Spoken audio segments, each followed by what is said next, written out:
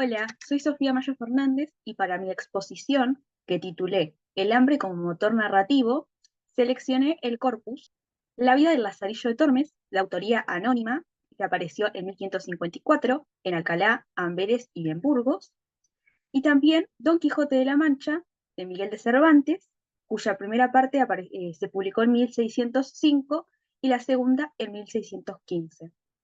El foco de esta exposición se va a poner en los personajes de Lazarillo y de Sancho Panza.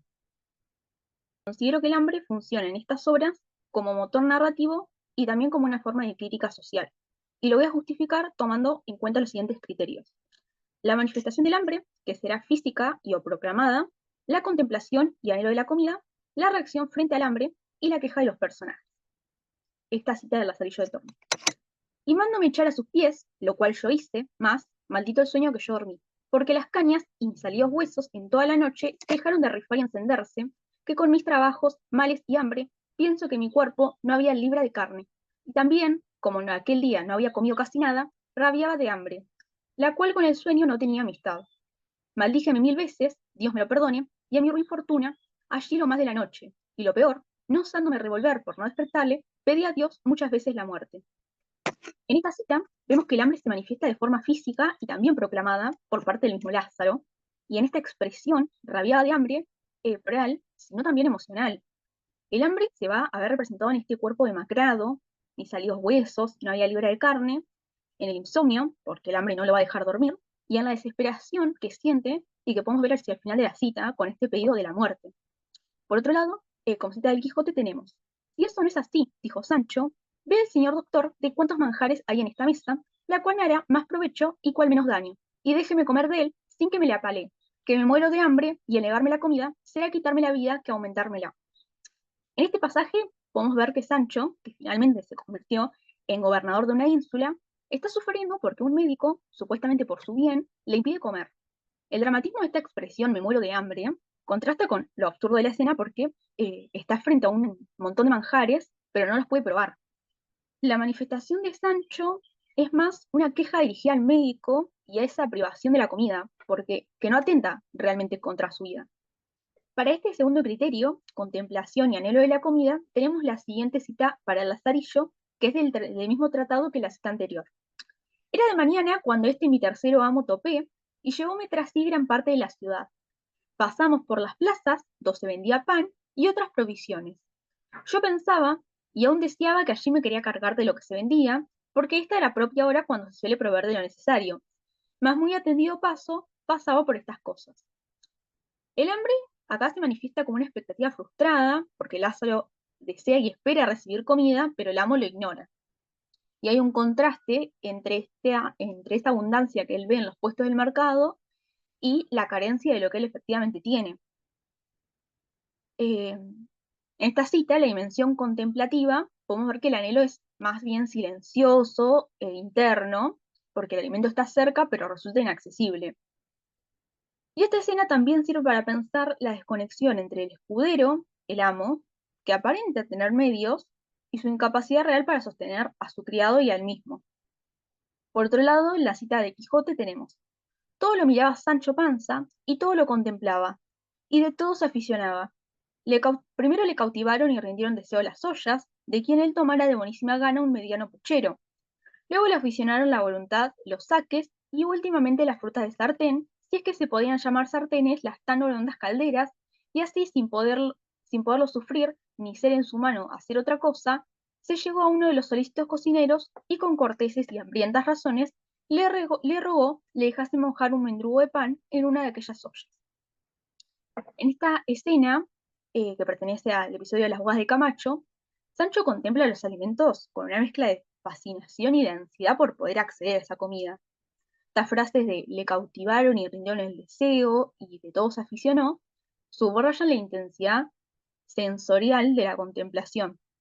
Pero a diferencia de la actitud pasiva de Lázaro, Sancho se mueve, actúa y le pide comida a los cocineros.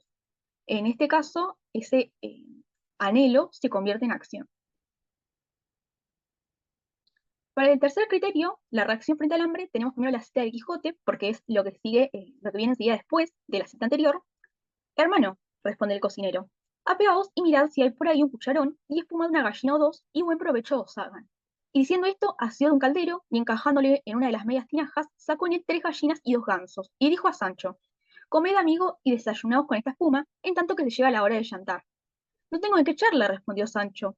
Pues llevaos, dijo el cocinero, la cuchara y todo, que la riqueza y el contento de Camacho todo lo suple. En esta cita podemos ver que Sancho accede a la comida con facilidad, sin ningún tipo de esfuerzo. Y este gesto del cocinero también revela que se encuentra en un ambiente festivo y de gran generosidad, ¿no? La comida se obtiene sin esfuerzo porque todo lo está proveyendo Camacho y se comparte con igual exceso. En cambio, en la cita de Lazarillo, para este criterio tenemos: mas también quiero que sepa vuestra merced que con todo lo que adquirí y tenía, jamás tan avariento ni mezquino hombre no vi, tanto que me mataba a mí de hambre. Si con mi sutileza y buenas mañas no me supiera remediar, muchas veces me finara de hambre. Para esto le hacía burlas endiabladas, de las cuales contaré algunas, aunque no todas a mi salvo. Él traía el pan y todas las cosas en un pardel de lienzo, que por la boca se cerraba con una argolla de hierro y su candado y llave. Yo tomaba aquella lacería que él me daba, la cual en menos de 2 bocados era despachada. Después que cerraba el candado y se descuidaba, pensando que yo estaba entendiendo en otras cosas, por un poco de costura, que muchas veces de un lado del fardel cosía y tornaba a coser, sangraba el avariento fardel, sacando, no por taza pan, más buenos pedazos, torreznos y longaniza. Y así buscaba conveniente tiempo para racer, no la chaza, sino la endiablada falta que el mal ciego me faltaba. En esta cita, en cambio, podemos ver que Lázaro, apremiado por el hambre, va a empezar a desarrollar estrategias ingeniosas para poder sobrevivir frente a la mezquindad de su amo, frente a la mezquindad del ciego. Y su reacción implica astucia y también picardía. Entonces, el hambre en esta cita es el motor de la acción, pero también es lo que le enseña a Lázaro lo que debe hacer para sobrevivir. Vamos a pensar que la obtención del alimento es un acto de transgresión para vivir, y por eso el robo al amo va a quedar justificado. Como último criterio tenemos la queja de los personajes. En la cita de Lazarillo Tormes tenemos: escape del trueno, es decir, del ciego, y duena el relámpago. Toda la lacería del mundo está encerrada en este. No sé si de su cosecha era o lo había dejado con el ámbito de que le decía. Pensé muchas veces en irme de aquí el mezquino amo, mas por 2 cosas lo dejaba. La primera, por no me atrever a mis piernas, por temer de la flaqueza que de pura hambre me venía, y la otra, consideraba y decía: yo he tenido 2 amos. El primero traíame muerto de hambre y dejándole, topé con este otro, que me tiene ya con ella en la sepultura. En esta cita, podemos ver que Lázaro vuelve a expresar su sufrimiento frente al hambre, pero ahora vinculándolo directamente con la mezquindad de sus amos. La queja toma forma de denuncia contra quienes deberían ser sus protectores, tanto el ciego como el clérigo en este caso, y que en realidad son los causantes de su sufrimiento. Por otro lado, en la cita del Quijote tenemos: también se puede decir, añadió Sancho, que lo comemos en el hielo de nuestros cuerpos, porque ¿quién más calor y más frío que los miserables escuderos de andante caballería? Y aún menos mal si comiéramos, pues los duelos, copan son menos, pero que tal vez hay que se nos pasa un día y 2 sin desayunarse, si no es del viento que sopla. Sancho, con su estilo directo, se queja de las penurias que implica acompañar a Don Quijote, y entonces el hambre aparece como una parte de la vida caballeresca. Y su queja parece más bien apuntar a la locura de su amo, que, en busca de aventuras, deja de lado lo que para Sancho es fundamental, que es la satisfacción del hambre. A modo de conclusión, y teniendo en cuenta estos 4 criterios, podemos decir que el hambre se manifiesta tanto en la voz de Lazarillo como en la de Sancho, pero en el caso del pícaro también se va a manifestar en su aspecto físico. Por otro lado, tanto en Lázaro como en Sancho, la contemplación de la comida se hace desde la carencia, y en ambos casos el hambre va a actuar como un motor que va a impulsar sus acciones.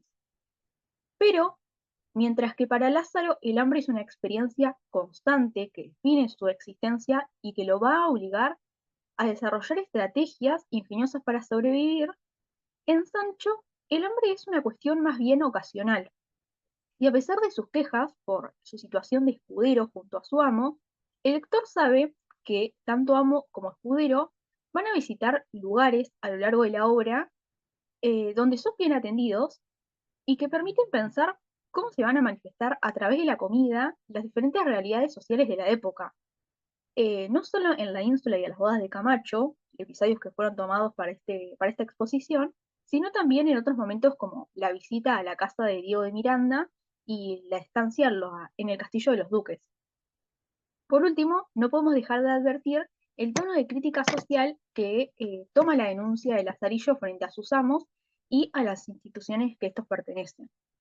En esta diapositiva comparto la bibliografía consultada para la exposición. Muchas gracias por su atención.